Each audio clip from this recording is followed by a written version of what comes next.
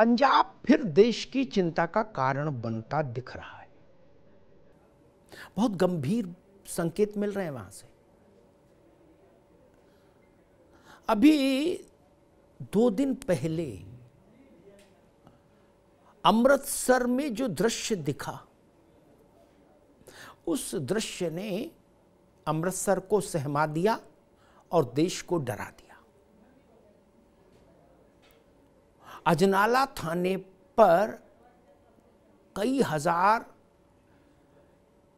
लोग जो तलवार और दूसरे किस्म के घातक हथियार हाथ में लिए हुए थे, उन्होंने घुसकर थाने पर कब्जा कर लिया। बेबस पुलिस समर्पण की मुद्रा में और थाना कब्जा। आप पूछेंगे भाई ऐसा क्यों हुआ? ऐसा इसलिए हुआ क्योंकि मुद्दतों बाद, बरसों बाद इन दिनों पंजाब में फिर से खालिस्तान जिंदाबाद का नारा गूंजने लगा है। लंबे समय तक पंजाब की किसी गली से खालिस्तान जिंदाबाद का नारा नहीं सुनाई दिया देश को।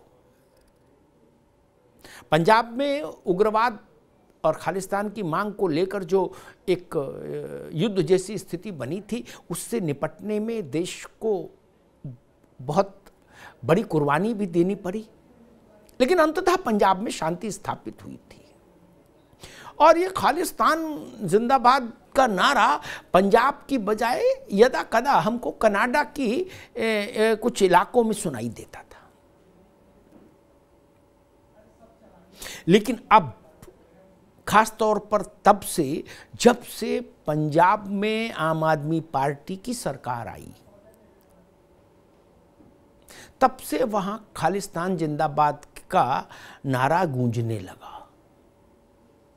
जगह जगह ऐसे जुलूस निकलने लगे, प्रदर्शन होने लगे। आपने अमृतपाल का नाम सुना है? नहीं जानते होंगे। अमृतपाल अभी कुछ महीने पहले दुबई से लौटा। दुबई में वो ट्रक चलाता था शायद।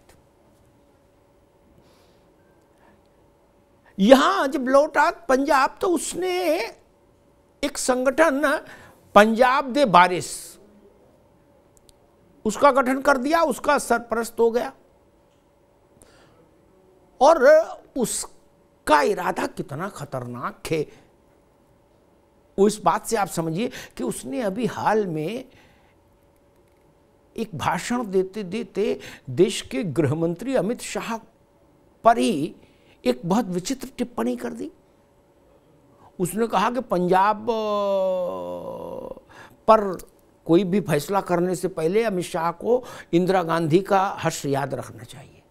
बताइए, उसका इतना हौसला बढ़ गया। इसलिए बढ़ गया क्योंकि उसकी जुबान पर खालिस्तान जिंदाबाद का नारा है। चिंता यहां से शुरू होती है। स्थानीय पुलिस ने एक युवक को हिरासत में लिया था। अमृतपाल और उनके समर्थक उस युवक को छुड़ाने के लिए थाने पर कब्जा किए। और सबसे दुखद ये हुआ कि इस दुर्घटना के अगले दिन पंजाब की भगवंत मान सरकार झुक गई और जिस व्यक्ति को अमृतपाल छुटाना चाह रहे थे थाने से, उसको सरकार ने छोड़ने का फैसला कर लिया। मैं ये एक बहुत बड़े और कड़े शब्द इस्तेमाल नहीं करूंगा कि सरकार ने आत्मसमर्पण कर दिया क्या, लेकिन हाँ, स्थिति चिंताजनक जरूर है। जिन लोगों ने पंजाब में वो दौर देखा है, वो लोग मेरी इस बात से इत्तेफाक रखेंगे कि पंजाब में शांति जरूर है रही, लेकिन पंजाब संवेदनशील है, इस बात से इनकार नहीं किया जा सकता। पंजाब की सीमाएं पाकिस्तान से लगती हैं, इस बात से इस सच्चाई को झुटलाया नहीं जा सकता, उससे मुंह नहीं फेरा जा सकता। विदेशों में, खासतौर पर कनाडा जैसे देशों में खालिस्तान को लेकर एक सिंपैथी है वहाँ के संगठनों में, वहाँ के लोगों में। और वित्तीय प्रबंधन जो है इस तरह के उग्रवाद, आतंकवाद का, इसकी जड़ें भी विदेशों में है। वहाँ से जो पैसा आता है मदद के तौर पर, वो पंजाब की आबो हवा को खराब कर रहा है। क्या इसमें आम आदमी पार्टी की सरकार की ढिलाई है? या जैसा आम आदमी पार्टी पर चुनाव से पहले के वक्त आरोप लगा था कि अरविंद केजरीवाल और उनकी पार्टी का सिख आतंकवादियों के साथ हेल मेल है, क्या वो सच्चाई है? जो भी हो, पंजाब की सरकार छोटी चीज है, पंजाब में शांति बड़ी चीज है। मुख्यमंत्री कौन है, सरकार किस पार्टी की है, ये इतना बड़ा विषय नहीं। बड़ा विषय है पंजाब में शांति रहनी चाहिए, क्योंकि इस देश ने बहुत बड़ी कुर्बानी दी थी पंजाब में शांति बहाल करने के लिए। इस देश की आंखों ने भिंडरेवाला का दौर देखा। इस देश की आंखों ने देखा कि पूरा पंजाब सूर्यास्त के समय ही लिहाफ ओढ़कर शांत हो जाता था। उस दौर में रक्तपात के अनगिनत दृष्टांत। ऐसी परिस्थिति, फिर उसके आगे की कहानी आप सबको याद है कि कैसे ऑपरेशन ब्लू स्टार हुआ और फिर कैसे केपीएस गिल और रिवेरो जैसे बहादुर जाबाज पुलिस अफसरों ने पंजाब की स्थिति को नियंत्रण में ले लिया। और फिर उसके बाद कैसे इंदिरा गांधी की शहादत हुई। वो एक पूरी सीरीज है घटनाओं की। तब जाके कहीं पंजाब में शांति आई है। ये शांति बहुत कीमती है, इस पर किसी भी किस्म का समझौता नहीं होना चाहिए। अभी अजनाला में जो दिखा वो ट्रेलर है क्या? वरना खुलेआम सैकड़ों हजारों लोग तलवार हाथ में लेके, हथियार हाथ में लेके खालिस्तान जिंदाबाद का नारा कैसे लगा सकते हैं?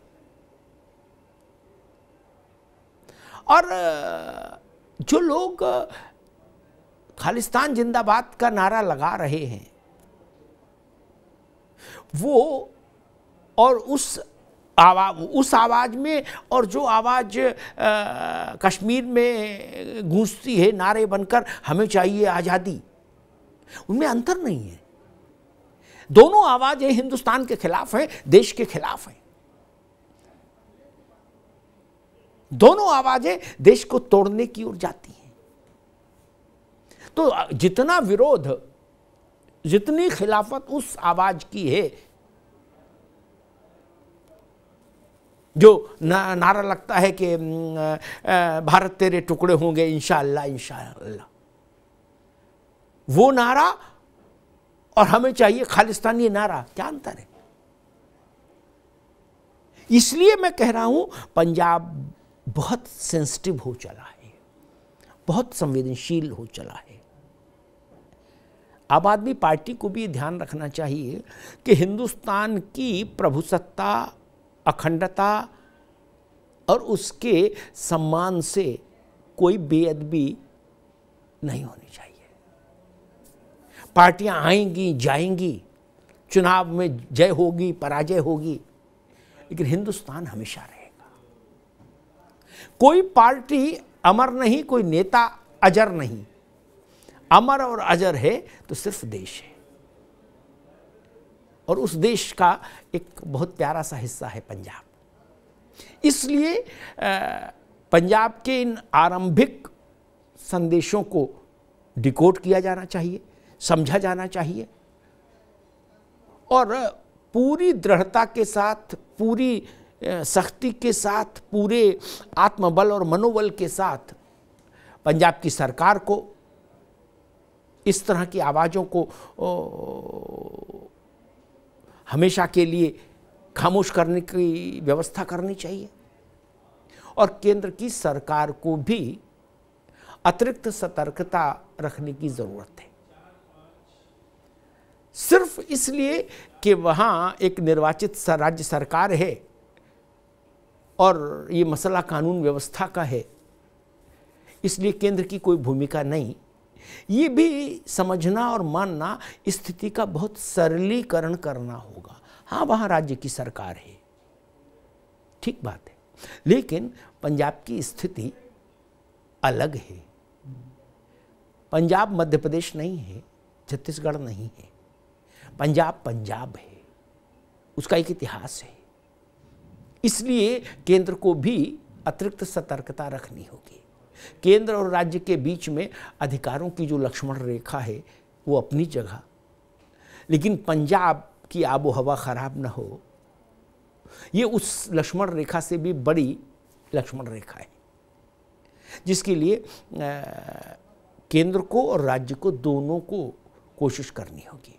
आम आदमी पार्टी को अपनी राज्य की सरकार के जरिए ये सिद्ध करना होगा कि चुनाव के समय उस पर जो आरोप लगे थे कि उसका रिश्ता खालिस्तानी आतंकवादियों से है, जो खालिस्तान चाहते हैं, ऐसे संगठनों से है, उसको अपने एक्शन से ये सिद्ध करना होगा कि वो आरोप झूठे थे।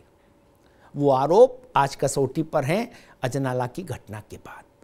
अमृतपाल जैसे लोग खतरे की मुनादी कर हैं, मैं ऐसा मानता हूँ। इन पर समय रहते अंकुश लगना चाहिए, क्योंकि देश है तो सब है। धन्यवाद।